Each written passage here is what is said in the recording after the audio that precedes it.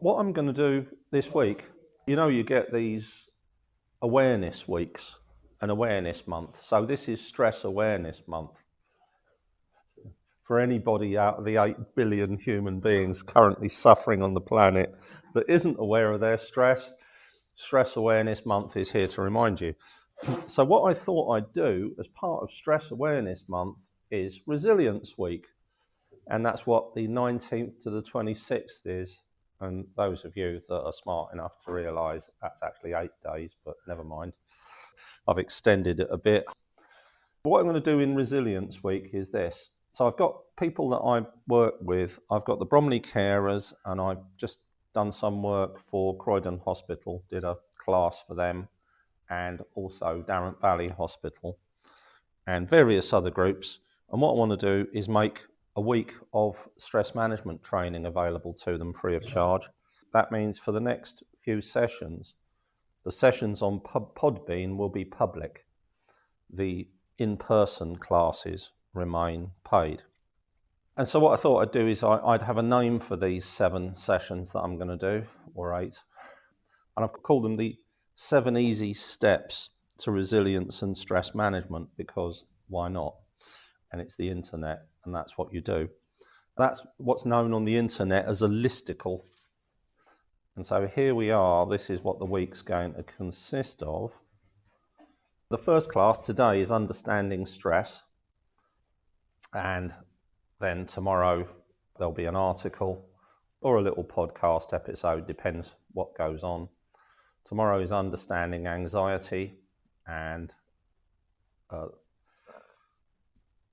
Thursday is understanding worry, and I'll do that at the 7 p.m. online class, which you can join on Podbean. And then the following 4 days, I won't go through the days, are learning stress management, learning resilience, learning to relax, which is very important, and day 7, resilience and stress management toolkit. Okay, these are very compressed versions of the sort of things that I teach on the 12-week course. Understanding stress, important to know what stress is and to separate it from emotion. The big problem with stress isn't that we experience stress, but there's a thing called chronic stress. And what chronic stress is your physiology, its stress management system is elevated.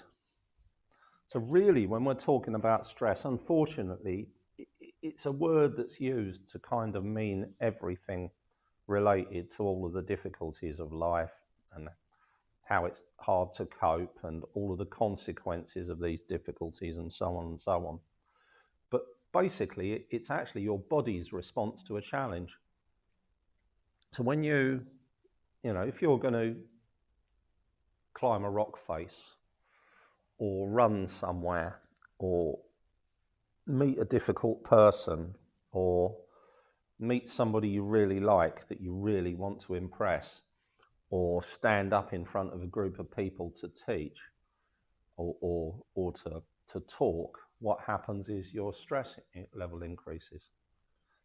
My stress level increases, and I'm able to measure that because I'm very often, one of the things that I do, which a lot of you will have seen, is I use a device to measure my heart rate and coherence and so on, and I use that as an example of managing stress.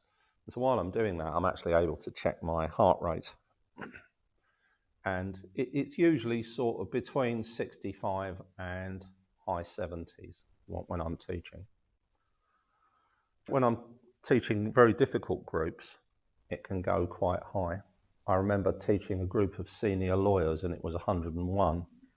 So there's an example of stress. But you see, the thing is, I go in there, boom, boom, boom, boom, boom, boom, boom, 101, come out, breathe a big sigh of relief, relax, sit down, calm down, and it's back to normal again. So that's how stress ought to operate. But what happens instead is there is a state of chronic stress and chronic anxiety. The stress is your system, your brain basically, getting your body ready to respond to something that's challenging, and heart rate, blood pressure, and a lot of stress chemicals. And it also switches on and switches off a lot of systems. So this is one big switch in us, which is the stress relaxation switch. They're the opposite ends. That's why one of these classes is learning to relax, class number 6. So if you can relax, you're literally switching off your stress. So yeah, it switches on and switches off a lot of systems. Just give you a couple of examples. Well, one is the immune system, because we're designed for an environment where we can resolve our stressors, so that the things that are there to frighten us and make us anxious, we can fix them, because we're nomadic hunter-gatherers and we're designed to live in nature and move from one place to another. And if there's nothing else you can possibly do to resolve your anxiety, you can always move away from it. So let's say you've chosen a campsite and there are a lot of snakes. The snakes make the group anxious. And then the group says, let's get the hell out of here. Let's go up into the mountains where there are no snakes. And off they go. Or down at the beach where there aren't any snakes, or whatever. But we can't do that because we're like locked into the houses and properties that we live in, and so on. We've got careers and we've got friends, and so we can't resolve those problems, so they hang around. So the stress hangs around, the anxiety hangs around, and that triggers the stress. And then you get a situation of chronic stress. That displays itself in all sorts of ways, the single most obvious being insomnia. Vast majority of the people who can't get to sleep at night or who can't get back to sleep is because their entire system is pumping full of stress chemicals. Stress chemicals are actually designed to wake you up in the morning.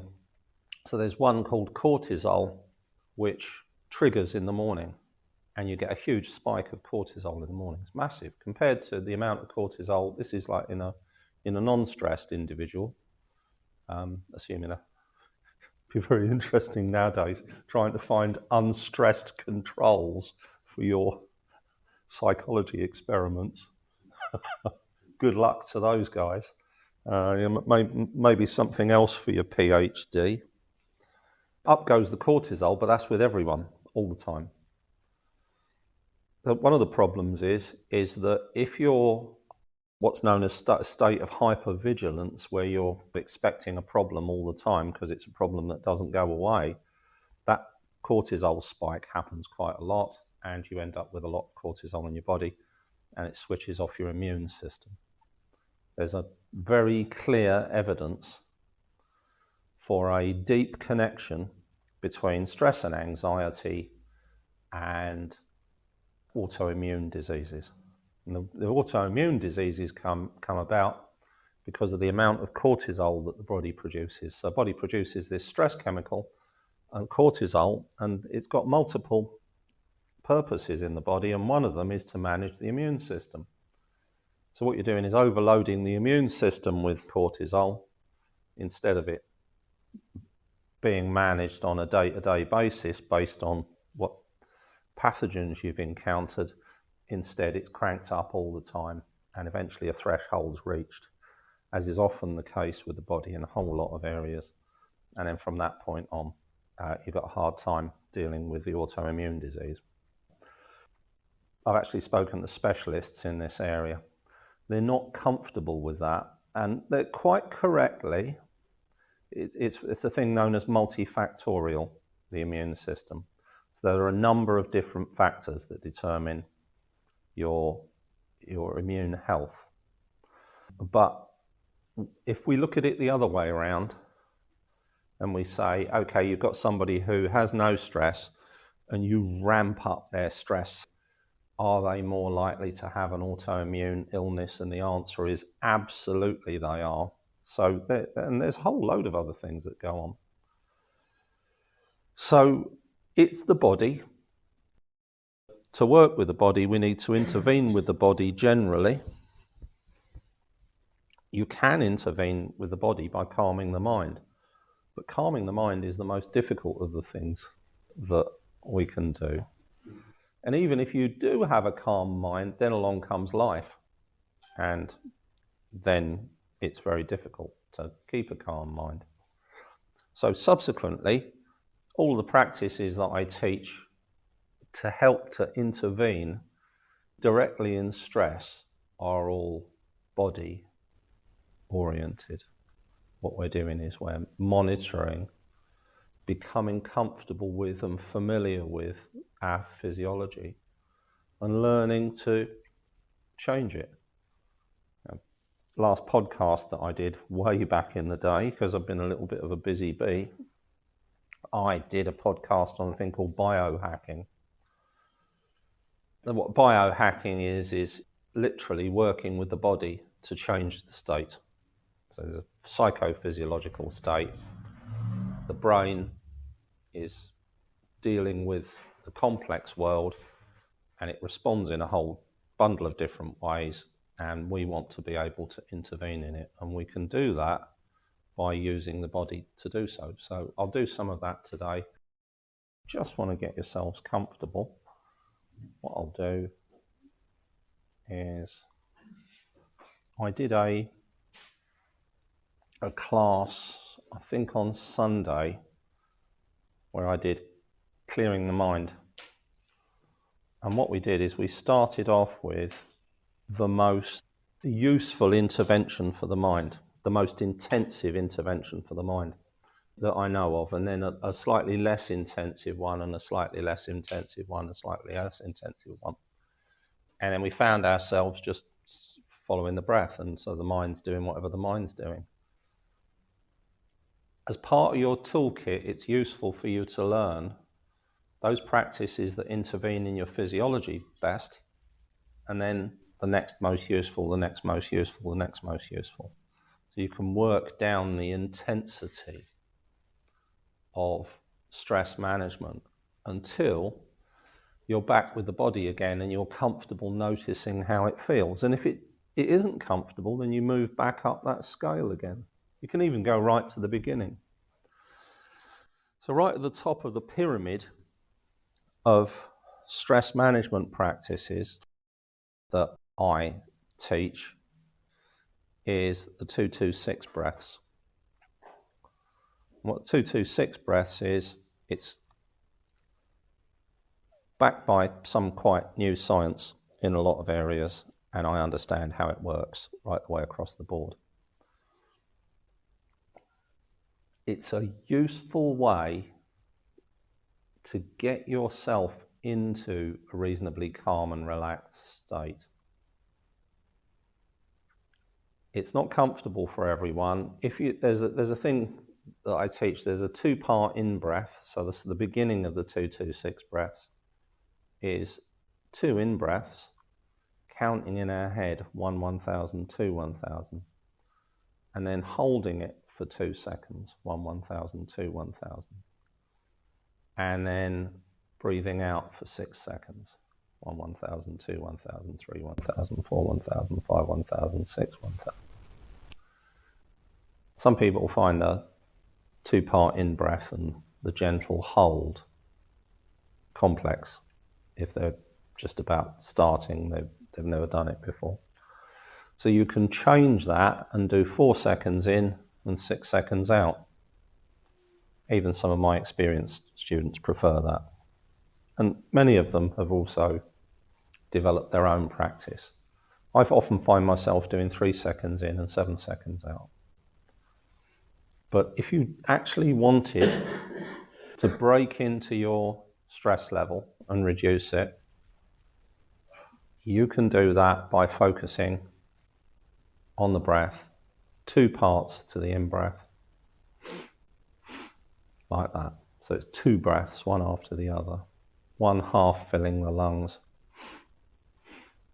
the other one largely filling the lungs. You don't want to fill the lungs completely, and you don't want to empty them completely. It's all got to be comfortable, Gentle 2-second hold, gentle out breath.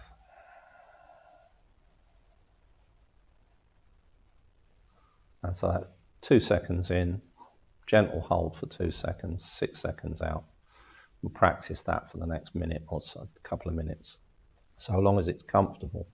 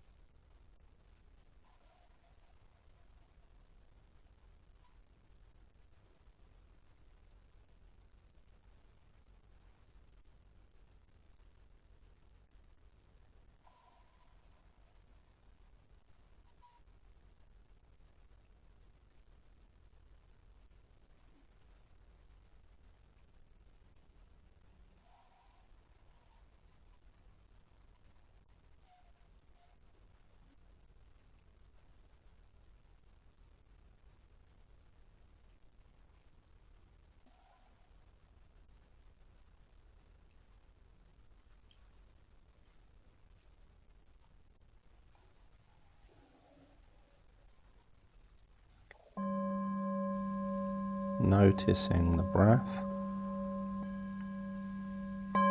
Just allow the mind to be free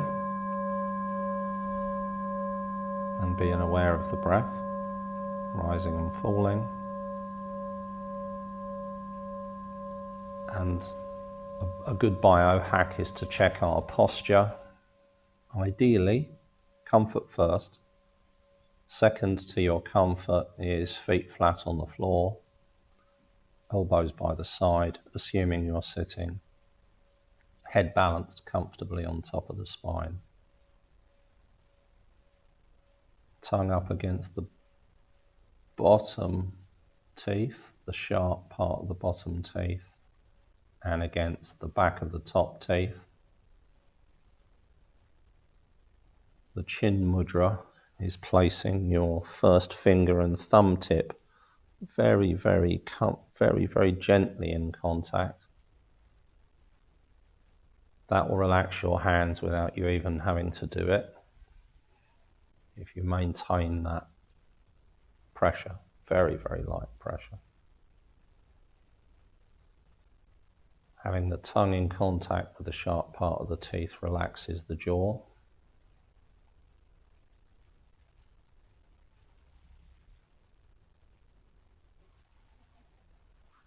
Just noticing the breath rising and falling.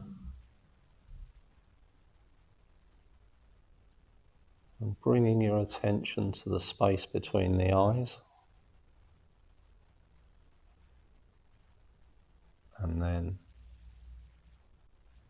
gently releasing tension on the out breath from the forehead, eyebrows, eyes and cheeks. It's almost like somebody's running their fingers down your face, over the forehead, eyebrows, eyes and cheeks. We're scanning down. And we're doing that as we breathe out.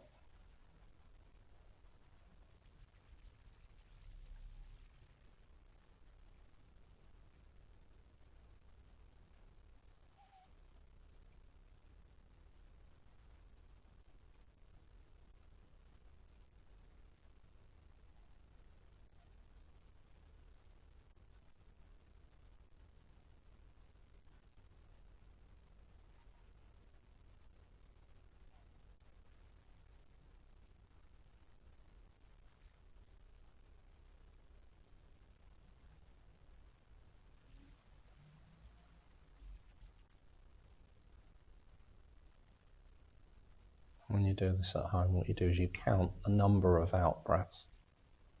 And you do that for 10 out-breaths, and then breathing in normally, breathing out, releasing tension from the mouth and lips, jaw and throat. The tongue in contact with the sharp part of the bottom teeth helps to relax the jaw.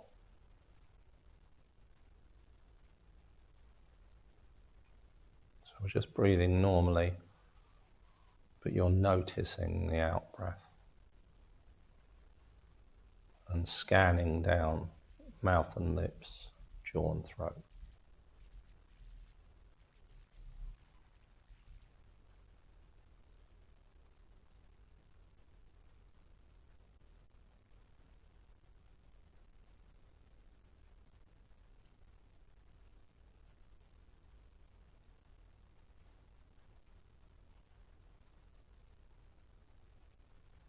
Now as you breathe in, bring your attention to the point at the base of the skull,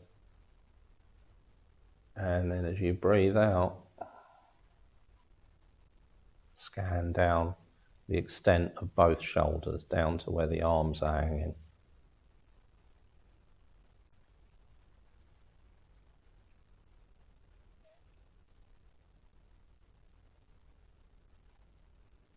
What we're doing there is scanning down the shoulder muscles.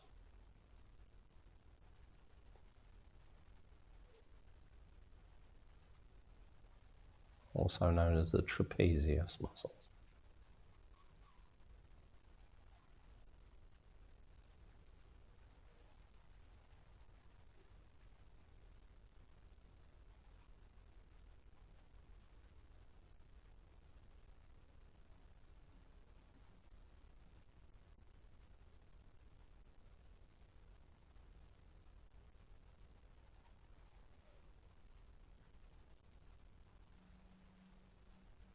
And then breathing in, bringing your attention to your wrists. And as you breathe out, scan down the hand, down the palm or the back of the hand, along the fingers down to the fingertips. As you breathe out, so we're using the out-breath, the relaxation part of the breath cycle. We're associating our awareness with the out-breath and learning to relax, basically.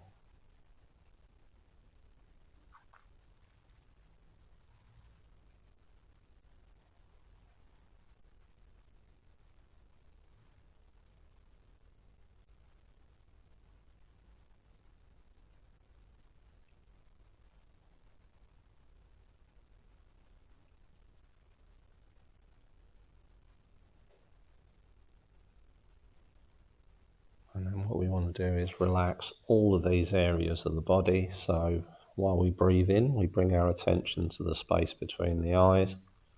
And as we breathe out, scanning down the body, eyes, jaw, shoulders, hands, down through the body, down through the feet, and into the floor. So it's like a wave of relaxation, eyes, jaw, shoulders, hands.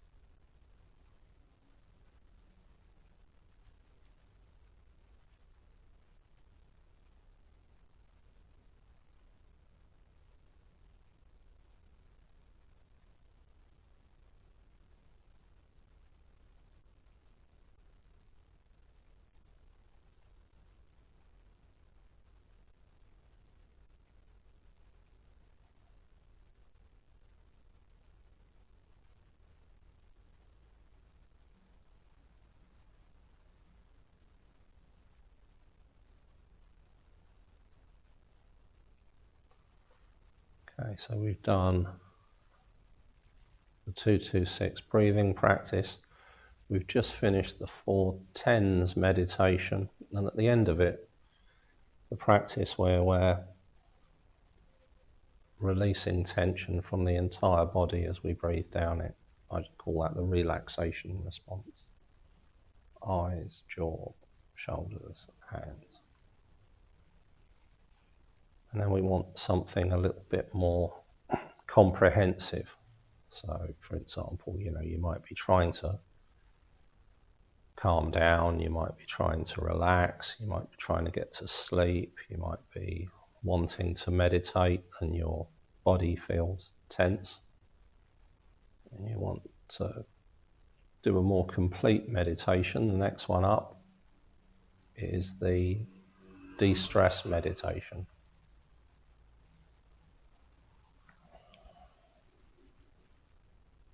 What we'll do is start with the hands, which is the traditional way to do it. And because we've already done the relaxation practice, you should find it reasonably easy to connect to the sensations in your hands. The feeling of the thumb and forefinger gently in contact, the sensation of where the hands are resting, how cool or warm the hands are, any tingling, any life in the hands.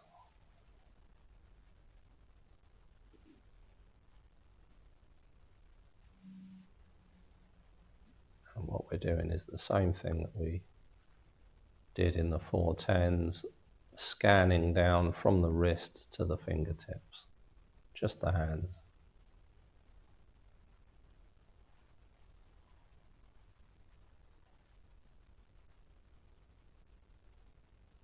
And then moving up the arms,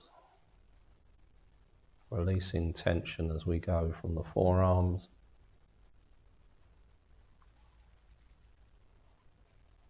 from the elbows,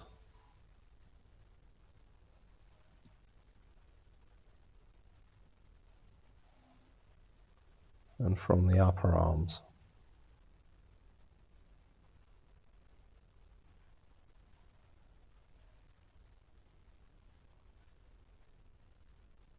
And again from the back and sides of the neck down to the shoulders.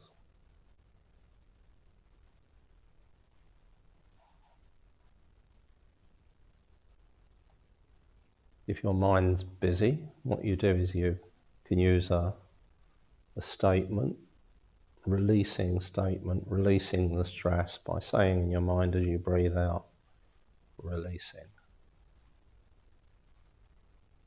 releasing, and then moving round the back of the head and the top of the head.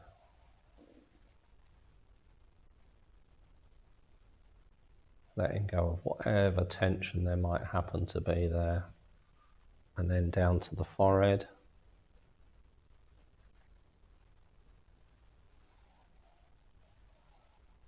All we're doing, focusing our attention on the forehead. If there are sensations, there are sensations. If there aren't, there aren't. What we're doing is we're focusing our attention on it as we breathe out, doing that important relaxation association with the brain.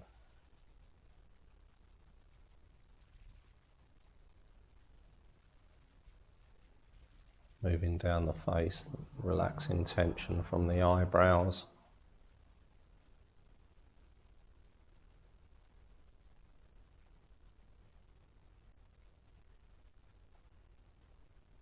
and then focusing on the eyes.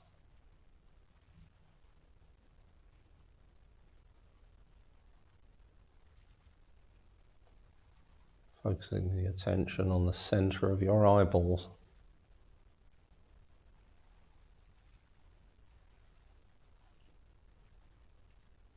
And releasing the tension as you breathe out.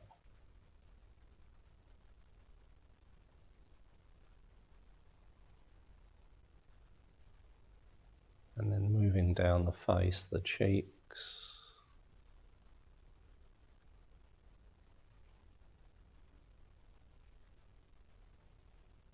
the mouth and lips,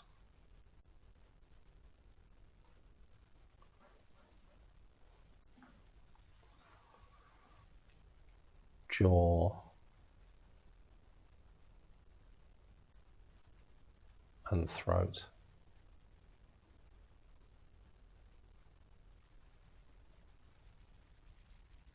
And noticing the movement of the chest and the upper back rising and falling.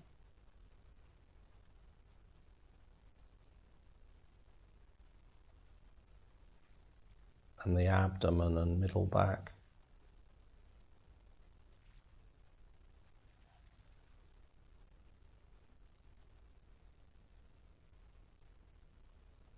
And the belly and lower back.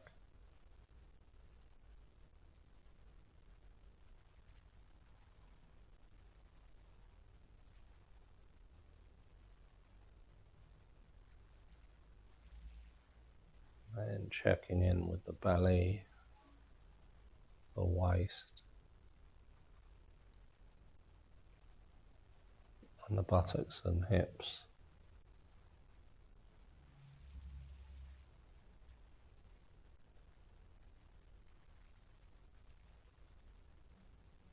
And becoming aware of the thighs. Notice the sensation in the thighs, however the thighs feel. Clothing around them, sensation of the thighs against the chair. And again, breathing in normally, breathing out. And you're letting the tension out of the thighs, just letting it drift out of them. The intention of releasing in this area is to allow the pelvic girdle, the hips, to settle down, relax into the chair, because we very often carry tension in this area.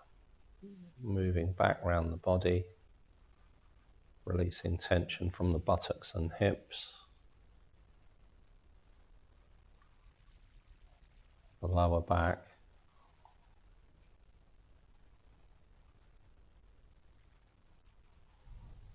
the waist,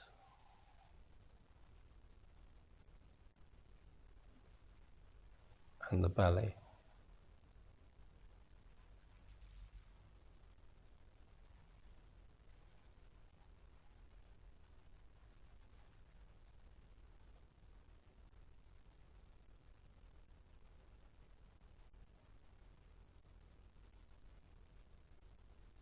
And then moving up the body, noticing the movement of the belly and the lower back, releasing tension from there and from the abdomen and the middle back.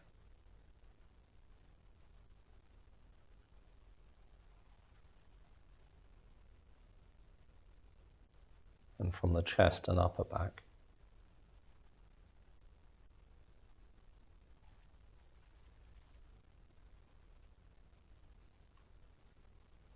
And then we'll go back round again, scanning down from the base of the skull to where the arms are hanging on the shoulders, and allow the weight of your arms to pull your shoulders down. Just let them do that.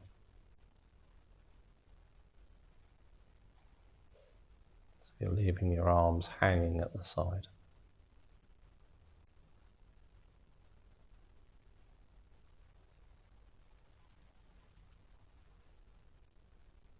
Moving back round the head again, back and sides of the head.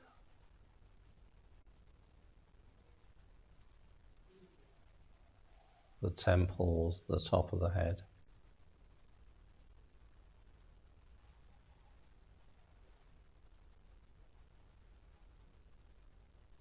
The forehead.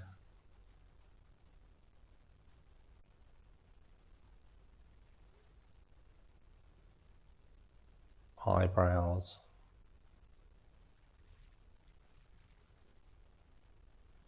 Eyes.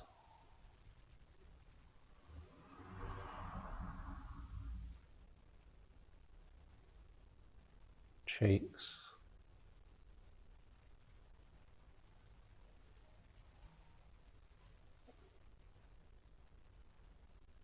The mouth and lips. all on the out breath, the jaw and throat.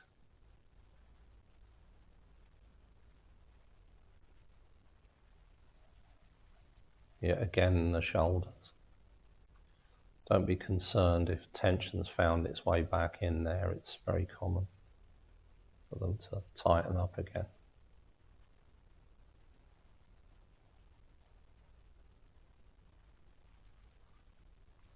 Upper arms,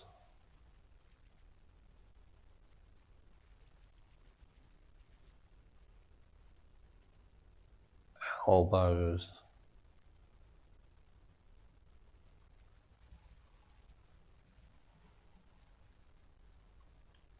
forearms,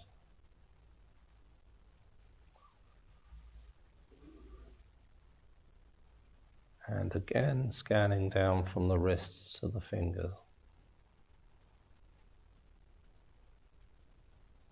all on the out breath.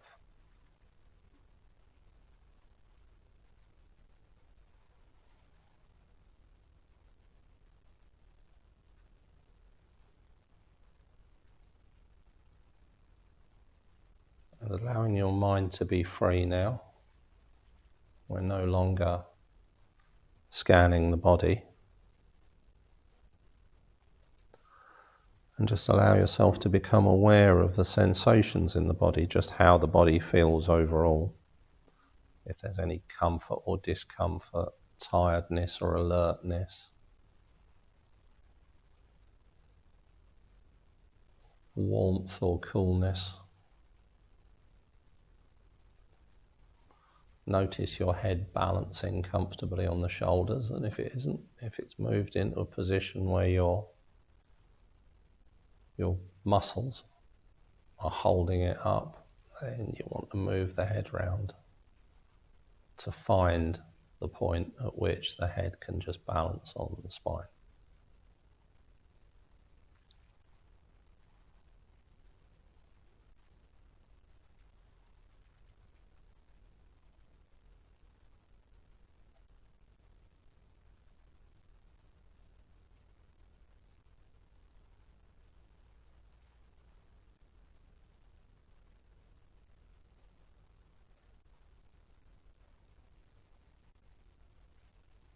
And this time what you're doing is you're allowing the body to inform you where the tension is.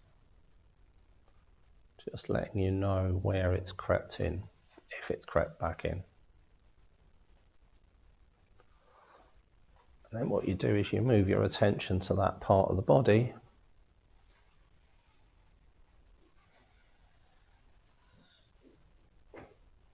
and focus on it, releasing the tension as you breathe out. Stay there for as long as you wish. Could be 3 or 4 breaths, could be 10, doesn't matter. And you're just checking in to see if the tension drifts away, and then back to an awareness of the body.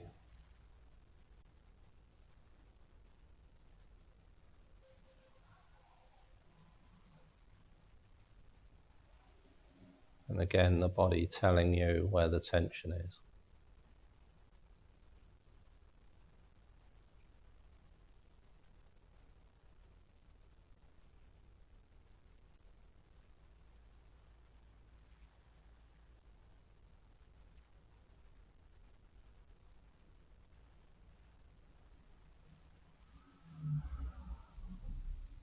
So there's 2 ways to release tension, which is one way the body stores stress. This is why relaxation is so important. Lots of levels of this. One level is the stress chemicals cause us to be tense, and then the tension stays there because it's been there all the time. It's there from the time we get up to the time we go to bed at night. So it's part of the cycle of worry, anxiety, stress, worry, anxiety, stress. Stress, anxiety, worry, stress, worry, anxiety. And we're breaking into it by releasing tension, which is why for many people it calms the mind.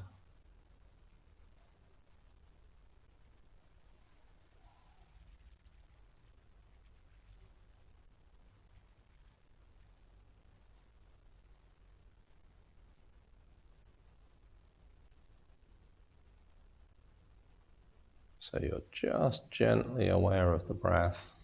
It's a foggy, soft, gentle focus on the breath.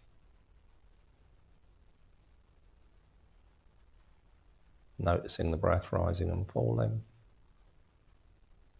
And then whenever there's any hint of discomfort or tension in your body, you just go to that part. Could be the neck, could be the jaw, could be the face, the eyes, the shoulders. And just let that tightness out on the out breath.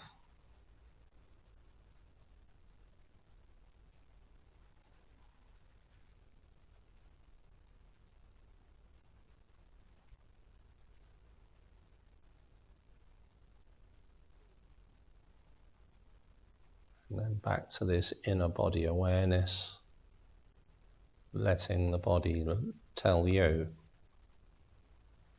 where it needs attention. And repeat.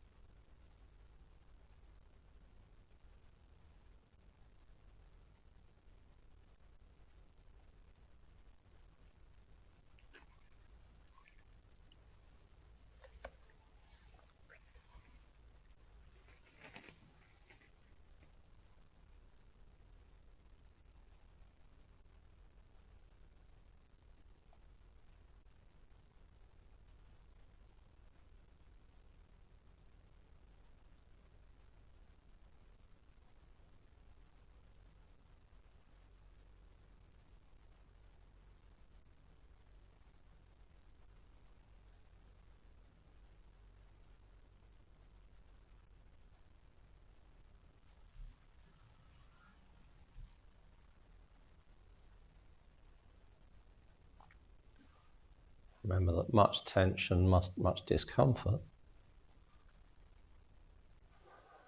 can be resolved by changing your posture.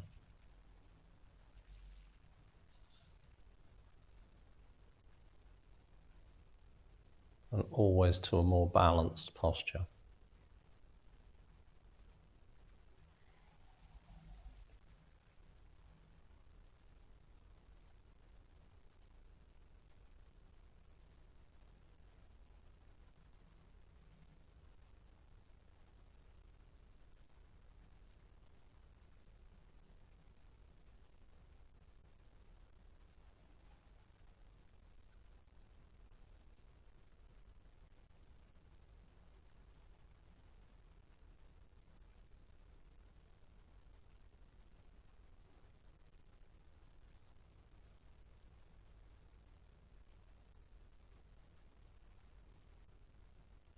And now bringing your attention to the space between the eyes, and just leave it there. You're aware of that place.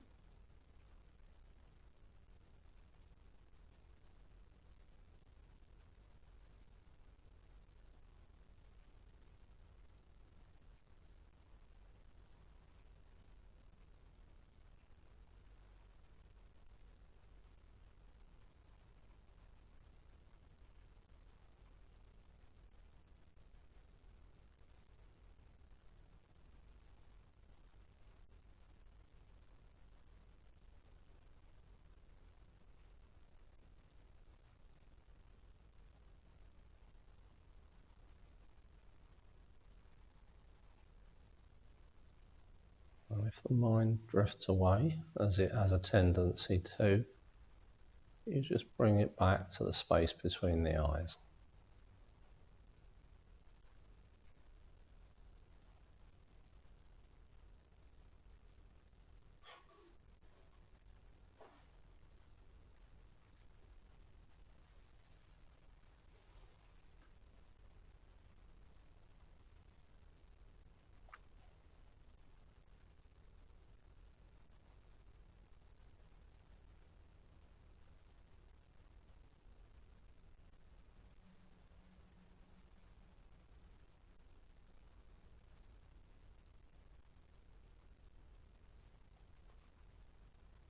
So now what you can do is bundle up in your mind all of the tension, and if there is any discomfort or any unsatisfactoriness in your body as a whole thing,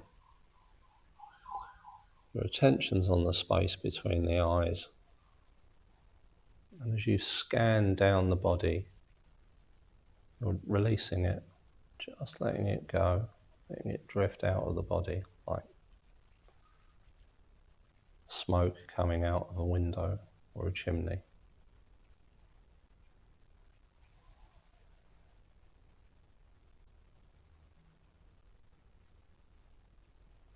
Just scanning down the body, letting lightly any tension or discomfort or any unsatisfactoriness, any uncomfortable emotions, anything like that. Just let it all drift out of the body. Relax, release.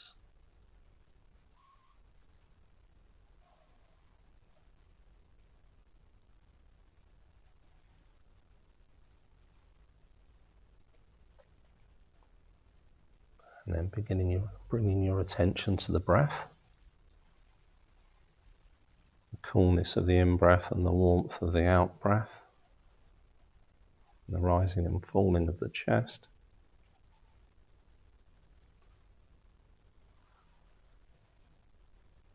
And noticing what you can smell and taste. And the sensation of sitting, and in your very, very own time, gently, patiently, compassionately return your attention to your surroundings.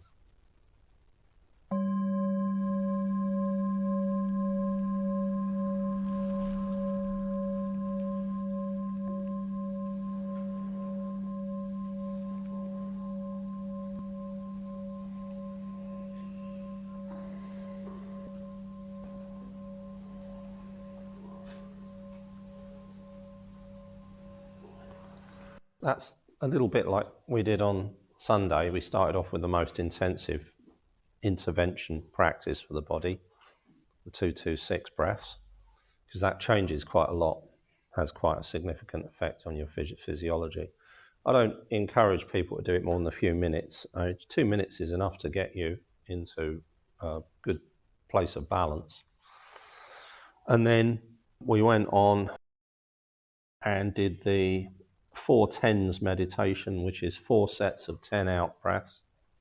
Eyes, jaw, shoulders, hands. This is where most of the stress is in the body, for a lot of good genetic reasons, all to do with the fact that we're designed to protect ourselves from predators, among other things.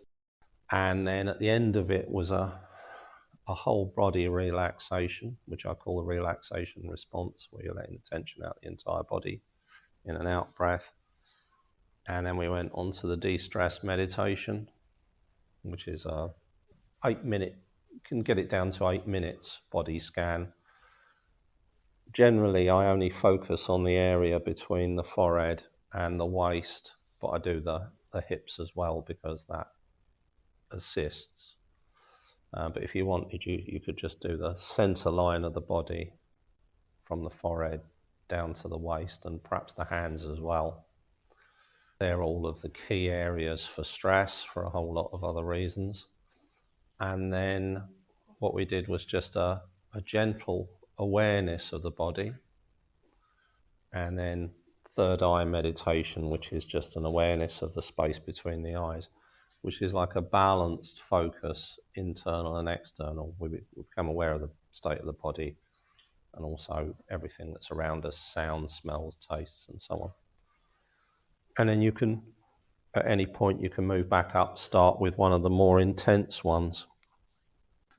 It's always downwards, eyes, jaw, shoulders, hands. The nervous system's like a Christmas tree, and the brain is like the star at the top of the Christmas tree. That's the reason that I teach relaxation, starting there and moving down to the extremities. Because what you're doing then is you're relaxing the key areas. The eyes are quite important, very important, because they're actually part of the brain that's extended out to the external world. They're not a separate organ, really. The nerves between the eyes and the brain are actually axons. That's what the brain's made out of. Axons and neurons. And the retina are neurons that have been converted to respond to light. Right.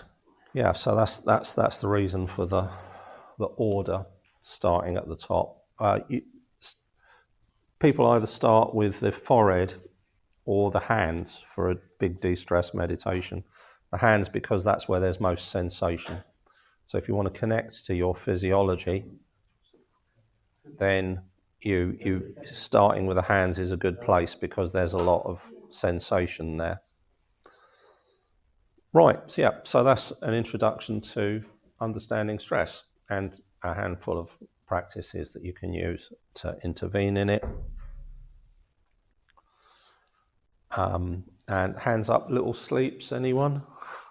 Yeah. Yeah, so what happens is we're all sleep deprived. So we're all sleep deprived and we're stressed. The stress is outbalancing the sleep deprivation. When we relax enough, it turns the stress off and the sleep deprivation gets to us and we all drift off. That's double espresso at 12:58 is apparently the answer to all of that. Okay then, right. So that's it for today, and back online on Thursday at 7 p.m. with, I think it's Understanding Worry, actually. And what I'm doing all of these from the perspective of stress management and resilience. So it's not just worry all on its own, it's also how they all connect to each other. This was just the foundational class of the 7 easy steps to stress management and resilience.